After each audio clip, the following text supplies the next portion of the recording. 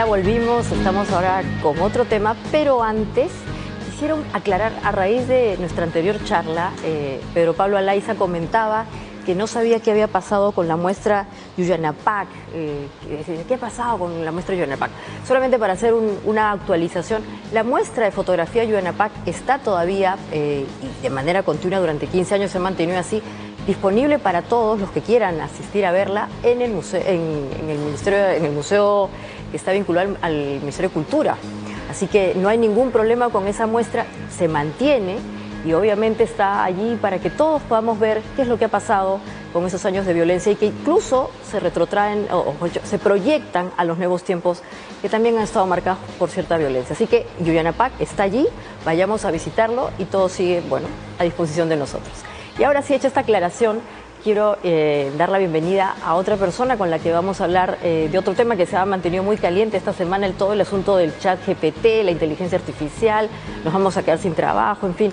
Ella se llama Gisela Bejarano, es una profesional peruana que destaca en los Estados Unidos y además es investigadora, ¿no es cierto? Así es, Maite. ¿Cómo estás, Gisela? Un gusto enorme de que estés con nosotros. Además, yo le tengo un especial cariño a Gisela porque en algún momento fue mi pupila. Sí, claro que sí. Aprendí muchísimo. Muchas gracias, Gisela. Bueno, la primera pregunta que quisiera hacer contigo, y dicho sea de paso, eso no quiere decir que haya un tema especial. Gisela es brillante y ahora nos va a explicar justamente ese tema. ¿Qué cosa es la inteligencia artificial en simple, Gisela? Porque a veces decimos, nosotros somos menos inteligentes, las máquinas son más inteligentes. ¿Qué es la inteligencia artificial? Bueno, la inteligencia artificial busca simular el comportamiento humano. Es decir, simular nuestros sentidos, la visión, el habla. Y es un concepto que ya viene desde los años 50, más o menos, cuando Alan Turing propone este test donde una persona habla con un ente o algo que está como escondido y tiene que adivinar si la persona o el ente con el que está hablando es una máquina o una persona. Si la máquina logra engañar al humano, significa que la máquina es inteligente. Ajá. Entonces, desde ahí viene un poco, pero la verdad es que el concepto ha ido desarrollándose un poco porque también el concepto de inteligencia humana ha ido desarrollándose, ¿no? Vamos descubriendo qué otras inteligencias tiene el ser humano, entonces es un poco ya a veces difícil también terminar de definirlo, pero más o menos es eso, ¿no? Simular el comportamiento humano. Ya, y en este caso el proceso de cómo resolvemos problemas, seguramente. Exactamente, también implica el razonamiento, la lógica, la toma de decisiones. Entonces hay varios aspectos de la inteligencia y ciertamente estos modelos de inteligencia artificial, como les llamamos nosotros, tratan de imitar eso en su máxima expresión. Claro, y el fenómeno de este software conversacional que es este chat, que está revolucionando al mundo, aquí se ha vuelto muy popular porque la gente le pregunta cosas, pero también le pide que le haga la tarea, que le escriba el email. ¿Por qué en el mundo hay tanto escaramuza o tensión con el software? ¿Por qué puede ser negativo o peligroso?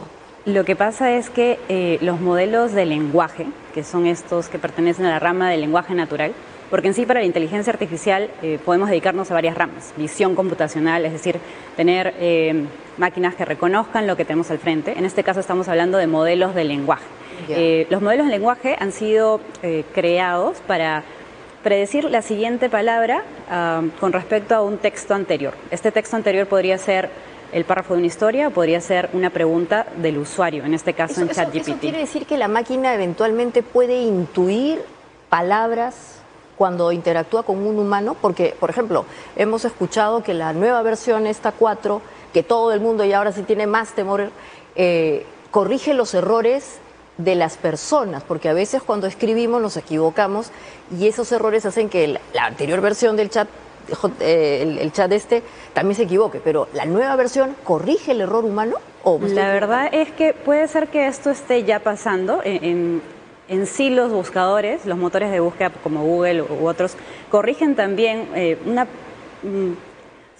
por ejemplo, la búsqueda o cualquier tarea que nosotros vemos en simple, por ejemplo, que es responder una pregunta, en verdad está compuesto de varias tareas. Por ejemplo, en el motor de búsqueda muchas veces se hace la corrección que tú dices gramatical, por ejemplo, ¿no? Entonces, en estos chatbots yo creo que ya desde base de varias versiones pasa eso. Pero lo que parece que es nuevo y novedoso en el ChatGPT 4, en el modelo, en la versión 4, es el avance del razonamiento. Entonces, ¿nos tenemos que preocupar? O sea, ¿nos tenemos que alertar como está pasando con Italia, con la Comunidad Europea, con Elon Musk y toda esta gente? ¿Nos tenemos que asustar? Yo creo que sí hay que alertarnos, pero no hay que llevarlo al extremo de asustarnos. Porque definitivamente todo este boom que ha habido entre diciembre y marzo, es más, el 2002 podemos considerarlo un nuevo boom o escala mayor de la inteligencia artificial, donde la IA generativa, hemos visto también modelos DALL-E o Stable Diffusion que generan imágenes. ¿Qué es eso? O sea, que con la inteligencia artificial también podemos crear imágenes y entonces vemos, no sé si vamos a compartir unas imágenes que pareciese que es un ser humano que está hablando, pero no es un ser humano, es una creación. Por ejemplo, en los modelos de visión computacional. Por ejemplo, esto, mira, Gisela, que es tan interesante. Esto se ha hecho aquí, en una universidad peruana, ¿no? Me parece que es la Universidad de San Marcos, si no me equivoco, y han creado a esta suerte de, ¿qué decir?, personaje, avatar. Una avatar, y es una presentadora, Dios mío, de noticias, y habla en quechua. Sí. Ese es el futuro del presentador del periodismo. Sí. ¿Nos tenemos que preocupar? O sea, ¿nos vamos a quedar sin trabajo o es una alarma esto? Porque yo creo que por ahí viene un poco el temor de los grandes países y todo. Bueno, y ahí estoy yo, imagínate, mira, eso lo hice yo. Sí, me etiquetaste de ahí en el Twitter, claro. Y te das cuenta cómo aún la inteligencia artificial no logra... No es perfecta, pero lo va a hacer pronto. O sea, va a simular muy bien y va a ser muy difícil que nosotros los humanos podamos distinguir un poco. Entonces eso, nos vamos ¿no? a quedar sin trabajo. Sí, respondiendo un poco más directamente a tu pregunta, seguramente va a haber algunas tareas, algunos oficios que sí sean más susceptibles al reemplazo y algunas otras no. Por ejemplo, Gisela?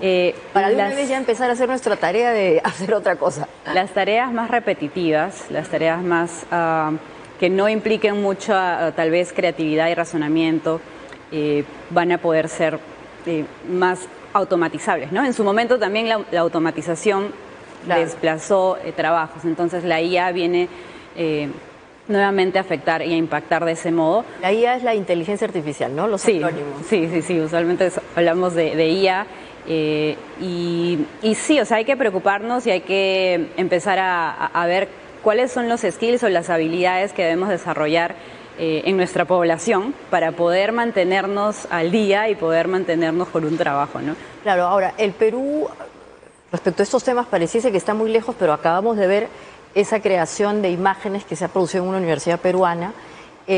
Para un país como el Perú, que es emergente, con una economía que está en proceso de convertirse, pues ojalá en una mejor economía, ¿por qué es importante hablar de estos temas? ¿Podría discriminar a alguna porción de la población? Sí, claro. Yo creo que por dos campos podemos analizar esa pregunta, ¿no? Uno es que debemos conocer de qué se trata esta tecnología para poder estar atentos, alertas y poder no dejarnos llevar también, porque cuando uno interactúa en estas plataformas, uno puede creer que ya no hay nada más que hacer, ¿no? Y puede perder el sentido del cuestionamiento a estas tecnologías. Por otro lado, yo creo que no debemos dejar de seguir construyendo y creando tecnología, porque si solamente nos seguimos estando como consumidores de tecnología, pues nos seguimos quedando atrás en este avance tecnológico mundial, ¿no? Entonces, claro, pero además, hay un problema con poblaciones que hablan un idioma que no es, o un lenguaje que no es el global, como puede ser el castellano o el inglés, y son nuestras comunidades nativas. ¿Para ellos va a haber inteligencia artificial o no va a haber inteligencia artificial? Depende, porque ahorita estamos supeditados un poco a las grandes empresas tecnológicas que tienen el acceso a más datos. Los últimos modelos de inteligencia artificial se basan en muchos datos. Es por eso que también reflejan un poco sesgos y todo lo que pueden encontrar en Internet, ¿no? Entonces, si no tenemos datos o digitalizados, ¿no? O sea, historias e información de estas diferentes comunidades, pues es difícil. Borrarse. Es difícil que podamos colocarlos en modelos que finalmente tengan también resultados y tecnología para estas comunidades en sus lenguas. Por ejemplo, yo trabajo en lengua de señas y también ha sido difícil obtener datos y videos de personas sordas o intérpretes que estén señando, ¿no? Y donde tengamos un corpus paralelo entre el español y las señas y poder generar luego cualquier modelo de traducción automática, como el Google Translator, ¿no? El Google Translator se entrenó... El traductor de Google. Exactamente, la aplicación esta que a veces muchos creo utilizamos bastante, usa inteligencia artificial. Entonces hacer una traducción usando inteligencia artificial del lenguaje de señas, y eso haría que muchas personas que no escuchan o no pueden ver, acá bueno hay muchos programas en el canal que usan los lenguajes de señas, sí, ayuda a que también interactúen con esos contenidos. Exactamente, si tenemos los datos podemos empezar a crear modelos que aprendan de esos datos. Perfecto. Y entonces tenemos que tener miedo. ¿Qué deberíamos hacer con el chat GTP? ¿Ya no lo vamos a usar? ¿Lo deberíamos usar? ¿Tú qué nos sugieres? Bueno, primero es estar muy alertas sobre la posibilidad de tener un error. O sea, estos modelos, como generan secuencias de palabras, solo se han basado en las relaciones de palabras que han visto antes. Entonces, si no tenemos transparencia en los datos que se han usado en estos modelos, no estamos seguros qué clase de información se puede producir. Por ejemplo, el chatbot de Microsoft de hace un par de años que entró a Twitter. No sé si recuerdas que empezó a interactuar con los usuarios y los usuarios le tiraban como basura de alguna manera en las interacciones que tenían porque se volvió misógino, racista, clasista. Y claro, y entonces generó mucha información con ese tipo de sesgo, ¿no? Exactamente. Entonces necesitamos solicitar transparencia en estas tecnologías para saber sobre qué han sido entrenados, sobre qué datos han sido entrenados estos modelos o sistemas de inteligencia artificial para poder saber qué esperar, ¿no? Y a raíz de eso, de qué esperar, quisiera más que nos cuentes un poco de tu investigación, porque tu investigación tiene que ver con cómo ampliamos la inteligencia artificial a el lenguaje de señas para incluir a personas que tienen alguna discapacidad. ¿Exactamente en qué consiste? Claro, exactamente. Bueno, nosotros llamamos corpus o datasets, que son los datos o... los datos organizados, digamos. Exactamente. ¿No? Un dato organizado, como si fueran cajitas. Y etiquetados. Es un tipo de inteligencia artificial el tener los datos etiquetados y que es algo contra lo que vamos a comparar el aprendizaje de nuestro modelo de IA. Entonces tenemos como un resultado esperado, que es, por ejemplo, un video que está relacionado a la seña casa, ¿no? Entonces tenemos algo que esperamos obtener, casa, la traducción. Y así entrenamos el modelo con muchos ejemplos de videos que han hecho la seña casa, de personas que han hecho la seña casa, para que en cualquier momento una nueva persona se pare frente a la cámara y podamos decir que esa seña es casa, sin que nadie le haya dicho eso al sistema de inteligencia artificial. Qué interesante. Esto puede permitir, como decía, entonces que incluyamos a más personas a los beneficios de la tecnología, sin incluso hablar o eventualmente cuando hay estas limitaciones, como has mencionado, ¿no? Exactamente. Yo creo que debemos utilizar la inteligencia artificial no solo para mejorar nuestra productividad en los trabajos, sino también en la parte social. El impacto social que tiene es inmenso. Entonces podemos buscar aplicaciones como empezar a detectar o predecir desastres naturales, claro, empezar a detectar el cauce de las lluvias, ¿no? Entonces hay muchas cosas que podemos empezar a predecir si tenemos los datos organizados.